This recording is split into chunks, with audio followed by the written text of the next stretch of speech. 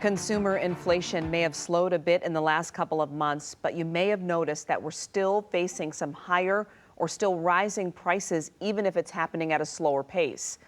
The Consumer Price Index, which tracks how much households spend on everyday items, rose 5.4%.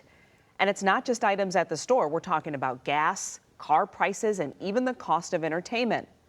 7 Action News reporter Kimberly Craig is taking an in-depth look at the money, talking to consumers and economists about what's driving all of it. Whether you've been trying to buy a house or a used car, you know the last few months have been brutal, and not everything may go back to how it was. Well, they are still going up.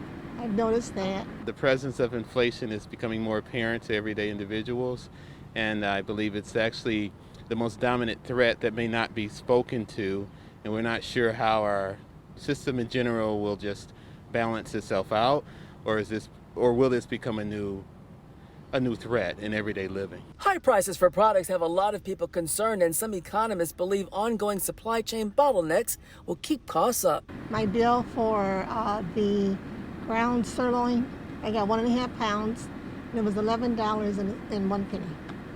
$11 for 1.5 pounds, but it's sirloin. We try to be frugal. We try to work hard and save money. We're not frivolous whatsoever, and we're feeling the impact. Jennifer Reed's husband is a technician in the auto industry, so he can save their family a lot of money by doing repairs for their vehicles and around the house. But even DIYers are feeling the pinch. We fix things on the cheap. And he went to go get an oil filter and oil for our motorcycle yesterday.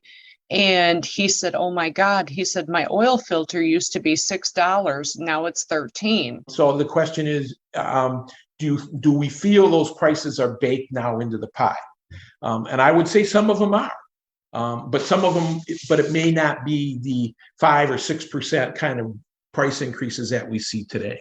Paul Traub is a senior business economist with the Federal Reserve Bank of Chicago. As the economy gets back and everybody gets back to work, those prices will stabilize, and you won't see these kind of inflations. And you might see in some areas some reduction of prices. And while so many industries grinded down to a snail's pace in 2020, a lot of people continued to work or received unemployment. Add stimulus money, and when things reopened, demand for so many things shot up. Now, with companies' inability to get parts and supplies, demand rising very rapidly, hard to find workers to bring up capacity, they started to struggle with ramping back production. And so what we end up with, I think at this point, is easy thing to say in economics, supply and demand, it's too much money chasing too few goods.